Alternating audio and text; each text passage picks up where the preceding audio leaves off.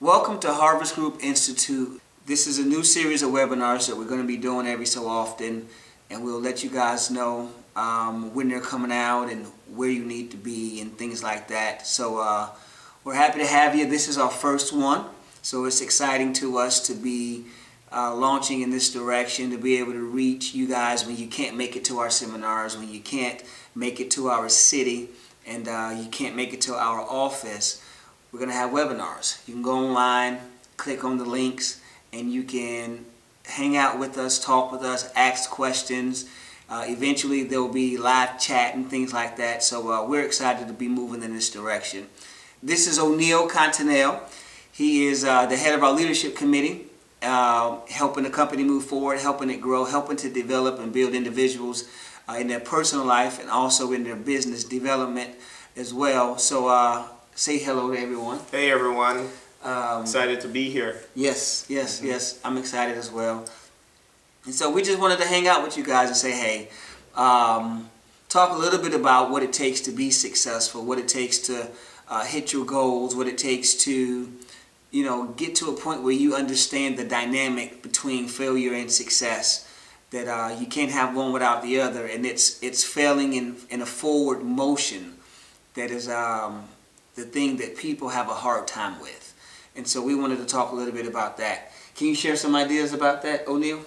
It's such a big topic. Everybody wants to find the keys to success these days, and you know, I learned a long time ago that it's quite simple. It's so simple that we overanalyze, we overlook it. But it boils down to first being aware of what you want to achieve. Yes, so many people say, I want to be successful, and they don't know what that looks like. They can't describe it. Or I want to be married. I want a good marriage. Yeah. What does that look like for you? They have no idea. I get that. Yeah. Design it. What you have to know definitely what you want, and then you have to define it and put it in writing. So what you're doing is creating a picture of what you want, and then now comes the fun part. What's that? Then now you have to choose to stick to it. Yes. From now on. The commitment part. Yeah, commitment. You know, it's choices, and you know, commitment is such a powerful thing that we don't delve into why commitment is so important. Commitment is what keeps you on that road, no matter what. Commitment is what guarantees success. Yeah, I agree with that. There's a verse in the Bible that says, wealth is gained little by little. Right. And I heard somebody say that each of those little represents consistency and the other one represents commitment. Exactly. And so I agree with that. You know, and it's through commitment that you will have the spirit and the attitude of learning, you know, because that's what it's going to take you to draw you closer to what your true objectives is. You know, we are all born with a gift of you know, work and knowledge, seeking knowledge, because, you know, whatever that you want, whatever you desire, the God that created us, you know, created us with the power of thought, because you can make manifest what you think. So, but sometimes it takes you searching for the information, the knowledge, and the skill to get you there. And that's what commitment will do. And then once you have that commitment, then now you start to build your skill set. Skill set in terms of how to achieve the task that I need to do on a daily basis to achieve my goal. And my goal may be, you know, a short-term one that leads into a longer term, that leads into, you know, my character of who I am, because success is a character. You're building the character. You're becoming that success. You become the success that you're after. Exactly. And I heard it said that until you're successful in here, you won't ever be successful outside. But isn't that the whole point, though, to build this? The heart here. But you know, so many people are after success because they're deficient inside. Exactly. They're not looking for. I've heard somebody say this, that the majority of successful, wealthy people, they were happy first. They were not looking to become successful to be happy. Exactly. They were already happy. They knew who they were. They were excited about and passionate about the gift that was in them. Right. And they pursued that passion, and they pursued that gift. And as a result, it created success. Right. But it wasn't them looking to be successful, looking to increase their money, looking to do different things as to build up who they are inside. Yeah, and here's, as you study people and you start to read biographies and you realize some of the greatest success stories out there was people who wasn't seeking money. They were seeking more happiness to do something that they love and fulfilling Right. and so forth. And through that, great wealth, great achievements and accomplishments were birthed. Right. But right. it started from exactly what you said, that point of finding that happy medium of what you want to do, and not only that, a clear definition of who you are, Right. and be happy with it. I tell people all the time that we have this event-based happiness. Yeah. You're chasing wealth to be happy. You're chasing a man to be happy. You're chasing the woman so you can be happy. Let's have kids. Maybe we'll be happy now. Yeah. Then you have the one kid is like, okay, now I think we need another kid. Let's have another kid. And I see people do it all the time. First I wanted to get married. Now I got married. Now what do? I'm not happy anymore. Right. He said, I know what it is, baby. Let's have a baby. Then they have a baby, and the baby turns 5 or 6, and it's like, okay, now I'm not happy anymore. Let's have another one. Right. And they're chasing event after event to create that happiness. And I want people to understand that the success that you're after is in the race, not at the finish line. Mm-hmm. Because after I tell people, winning the race takes about that long. Crossing the finish line, the event of winning, it's over in an instant. Wow, that's so true. So where is the fun? The fun has to be in the actual race, the process of life. Mm-hmm. So the finish line, the event, the marriage, the kids, that's just an indicator that you ran the race well. Right. The finish line is there so you can say, I achieved the process. But just chasing the finish line will never fulfill you.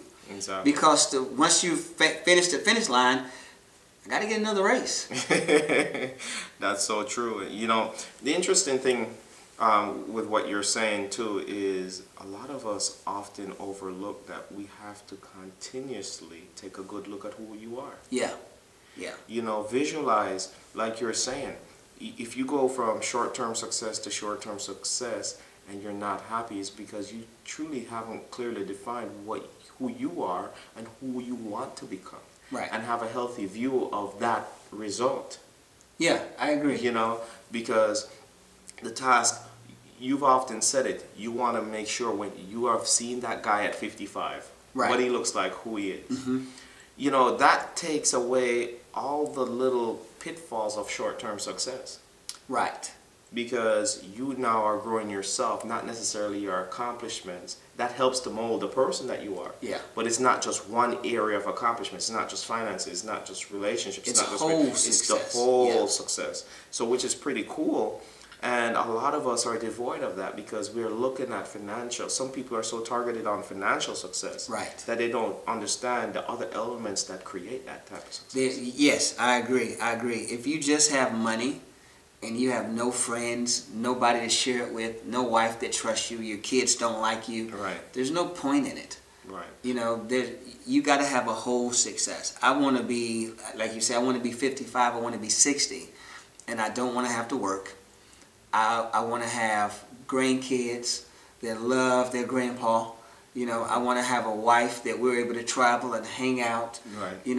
I want to have a legacy left in the earth that I was here, that I made a difference, that my purpose was reached, and I transferred that to my kids and then to their kids and then to their kids. And so I think it's really important, like you said when we first started, if you can't define what success is to you, then you'll never really hit a whole prosperity. Right. And even when you use that word be prosperous, people only see money. Exactly. And that is not the reality of what entire prosperity is. Right. It's having a good family. It is being a good human being, being a loyal friend. It is managing and being disciplined with your money. You won't make money if you can't manage the $10 an hour that you make If you can't manage that, you're never going to be able to manage, $200,000 a year. Right. It's not going to happen. And so I think you're absolutely right when it comes to being able to define those things that you want, understanding that it's a whole picture, not just one piece of it. Because if you're just chasing one piece of it, you're probably not going to hit the entire thing. It'll always feel empty in here. Yeah. Right? Now you're back to event-based success, chasing another thing to make you happy. But this leads to the other aspect of success. It leads into the other thing. Can you have success without people? You cannot. Then one of the major keys to success is having that skill set to build great relationships and dealing with people. Yeah, well, I remember when I didn't know that. I used to think this, and some of you might think this. I used to say, people suck. That was my fundamental belief about people. You can't trust them. They never do what they say. Nobody's going to make it happen if you don't make it happen. I just had a terrible view of people. Mm-hmm. And I remember, I believe it was Wayne Dyer. He told a story about, he said he was in New York, and he met two couples. The first couple walked up to him and said, hey, how is it here? Yeah. And the couple said, he asked the couple, well, where are you from? And they said, Minnesota. He said, how was it in Minnesota? And he said, the people were horrible. I didn't like them. We didn't have good neighbors. They were nosy. It wasn't good people there. That's why we wanted to move. Mm-hmm. And he said, well, you're probably going to find that the people here are like that. And then he came across another couple, mm-hmm. and they said, hey, we just moved here. How is it here? And he said, well, where are you from? And he said, we're from Idaho. And he said, well, how were the people there? Mm-hmm. He said, the people there were awesome. Good neighbors. Everybody looked out for each other. We had a lot of friends. He said, well, you're probably going to find that the people here are just like that. And I remember hearing that so many years ago, and it changed my perception of people. Mm-hmm. It's how you see it. It's how you are. You attract who you are. Exactly. I remember I was in my driveway one day, and I was talking to God and trying to figure out what I needed to do to be successful. Right. And I think, I tell people, God asked me that morning, where does money come from? And I said, it comes from you. That was the religious answer that mm-hmm. you're taught, growing up. And God said, no, that's the religious answer. Where does money come from? And I said, it comes from you. He said, no, it doesn't come from me. It comes from other people. Right. And he said, I don't give you money. I orchestrated life where when you get money, you get it from other people. He said, you don't even give me money. You put it in church. You give it to others, and I count it as you gave it to me. He said, so the reality is, in between, number one, yours and my relationship is people. And he said, you will never be successful if you don't learn how to love people masterfully. Wow. Because people are the root of everything you have that you're after. Mm-hmm. I tell people like this. A guy named David taught me this. He said, Joseph, there is nothing that you want in life that somebody else doesn't have. And he challenged me to try to think of something. Mm-hmm. And he said, think of something that you want that somebody else doesn't have first. And my car, he says, yeah, somebody else had that first.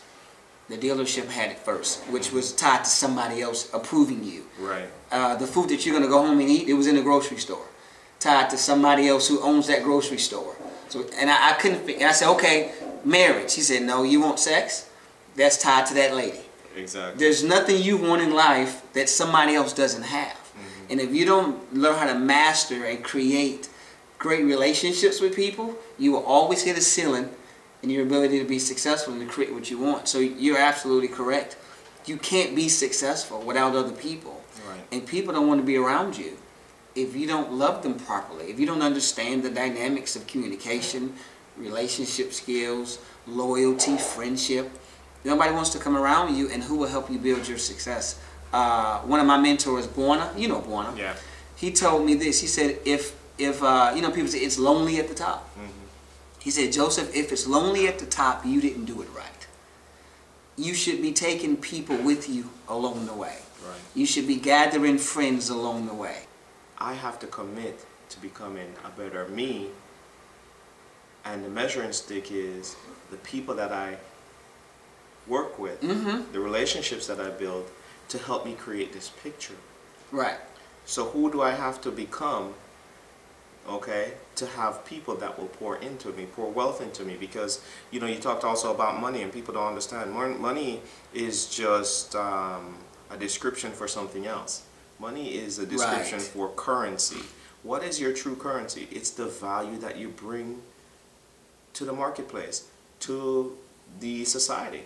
Right. And it's intrinsic to the value that you bring. And people convey that to you in form of money. Wow. So you're saying that the value that you create in you, Mm-hmm. people translate that over. So the more money you make, Mm-hmm.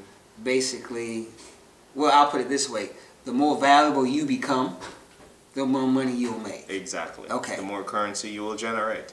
And how do you become, you know, Valuable. How do you become valuable? It's like our relationship. If we're not lifting each other up to get to the place that you want, that you describe Right. in your life, then the value is measured through that. Right. Right. You know, if there's no value there, then we probably wouldn't have the relationship. Absolutely. And people don't understand that everything that you're looking to achieve in life is built through relationships. Right. Develop a skill of becoming very good at dealing with people, Yes. learning people. People are really unique when you understand. You will become fond of people more because then you don't take it personally. You understand. You where they're coming understand, from, yeah. And you can communicate. Communication is the key. I was just gonna say you got to get rid of the ego. Yeah. Well, most people don't know what the word ego means either. From the Greek, it means self, the I. Okay. What's the picture of I? Right. Sometimes we put I on such a great pedestal, nobody can see it. Right. You know, Right. so you're right. The ego, you know, how do you define it? It's good to have ego. You know, it's good to have a healthy, What, confidence? confidence, or you know, just a healthy picture, view of yourself, but not to the fact that you overrun others, or you Right. trample on others Right. to establish that. You know, and actually, a really great friend of mine taught me this part. He says everybody has ego. Okay, but a lot of people don't understand ego plays a role in success. You know what I mean? Like, you're a successful guy, but some people may say, well, you have an ego. Yeah. They I don't understand understand what you mean, yeah. what success is. Success in your achievement means you have to have ego. You know why? You know what you're doing. And you're firm within that, and you're confident with that. People don't understand success is a mixture of competence and confidence. Competence and confidence. Yes. Right. So the confidence comes from your ego. Because as you grow and you're solid in certain evidence of what makes what happens, Right, and you things know that- what you're capable of. you know what you're capable of course you're going to have a healthy attitude about what you're accomplishing on. Right. So the Nothing's thing wrong would with be then to, when you talk about creating the right relationships with people, then I guess it would be more to say where pride is concerned. that. Right. Pride, I believe the biblical definition of pride is an overestimation of your own importance. Exactly. And so to walk with a healthy confidence in your ability, I can do this, I know I can do this, I demand a certain price for it, or I know who I am, I can't have those kind of people around me because they're a detriment to my family or to what I'm doing, and it's okay to be confident in that way, but you never behave as though you're better than people. Exactly. Now Okay. there's a fine line there. It's a gray area there, and you can do that, you know, in what we determine as a professional manner, in a moral manner, and also, Right. you know, in a spiritual righteousness with wisdom, Absolutely. and still build great relationships with people. Because at the end of the day, that's what it is. You may not like someone. I learned a long time ago. You may not like someone, but if you respect them, you can do something with them. Respect is so important, man. Respect and loyalty Oh, yeah. are my pillars for relationships now. It used to be trust. But again, Borna taught me this. He said there's a difference between trust and respect. Like when I wrote my book, it was really hard to sell my book to the people who knew me. They trust me. They'll let me in their house. They'll let me borrow their car. But they didn't respect me enough to buy my book. They didn't respect me enough not to ask for a free book. Right. You know, but if it was, you know, Bill Gates who wrote a book, they wouldn't have asked him for a free book. They would have just bought it because they have a high regard. You know, Right. when you first meet somebody, the respect is high. Right. You're not picking your nose. Right. You know, you're not scratching your bottom. If you swear and use just horrible language, that's not at the forefront.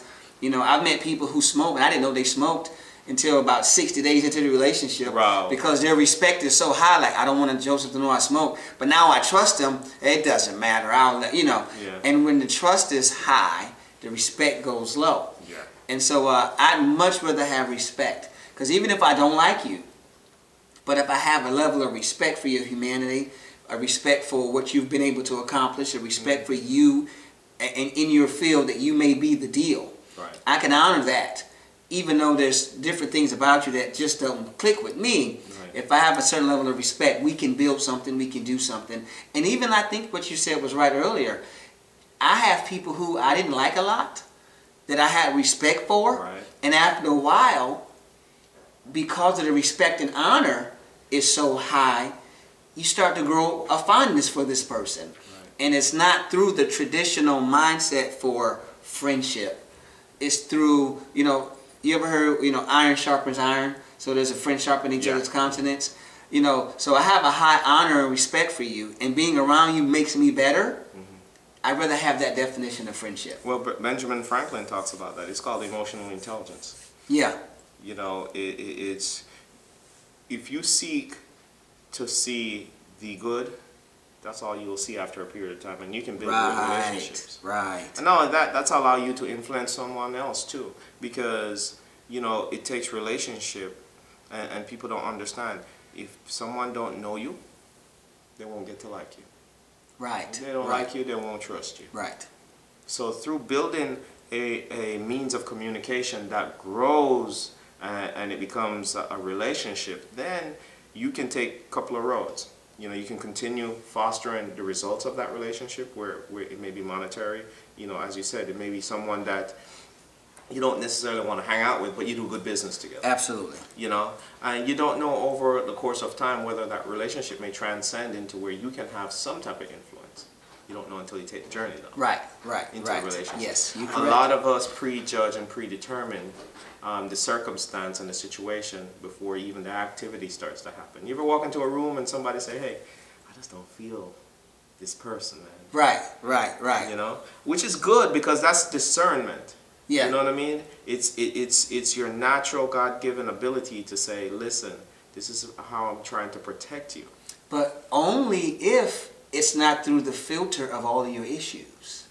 Now that takes up a whole nother training that we need to get into Right. with this. You Right, know, we're just right, touching right. the top. We're just touching the surface of this. But guys, this is why the Harvest Group Institute builds people. Because you hear we're touching on some topics very, very generally, and we're going to get into really great detail in the next series of webinars, because this is to help you grow. This is to help you to become more fruitful in your relationships, business, personal, pleasure, recreational, because that's what the Harvest Group does, pours into you. And you know, it's just been a blessing to be here with Joseph and be a part of the team. And I just see great things. You know, you're going to see some people with great accomplishments here. You're going to see people who are going to grow, and you're naturally going to see the results from that, because you know, the Harvest Group is here to help people establish themselves. Absolutely. Through Absolutely. publishing, through public speaking. We publish books for new authors now. We have a speakers bureau where we train speakers to become better speakers, and then we help create a platform for them to become speakers for a living. Wow. We do spiritual workshops and seminars. We do financial. We do family. And so we want the whole person to be able to grow. And the reason that we do this, I'll say this, guys, before we say goodbye, is Harvest Group Institute. The reason that's the name of the company is because we wanted people to realize that these things that we're talking about should be and are a part of education. if you go and learn math and you go and learn reading and you go and learn English, those are great things to know. And then you go to college and you learn all the things you learn in college. You get all the different degrees that are available with college. But I don't know if you guys know this, but the great majority of people working right now, they have jobs that don't require a college degree. Right. You know, you can be a scientist but don't know how to keep a marriage together. You know, you can you can get those degrees and have no idea how to put a life together. You know, sad to say, you get a business degree in college, but it doesn't teach you how to start a business, to run it, develop it, how to get investors to sow into your vision. It doesn't teach that kind of stuff, and it definitely doesn't teach you who God is and how to navigate the world and how to navigate your regular life through biblical principles. It doesn't teach those things. So we're not knocking college. My kids are going to have the greatest college career that they can possibly have, but I'm going to teach them how to build their life, though. I'm going to teach them how to create with their own two hands, with their God-given talents, a world that's theirs. And so that's what Harvest Group Institute is all about. It's a place for you to, on top of your traditional education, to go and get some behind-the-scenes education, the stuff that people don't talk about too often. We're going to be teaching that stuff. And so we appreciate your time and attention, guys. We hope that you have a great day today and tomorrow. Have a great life. And I always tell people, drive fast and take chances. See you later. All right, see you guys. It's the heart of a champion. It's the heart of a champion. Deep inside.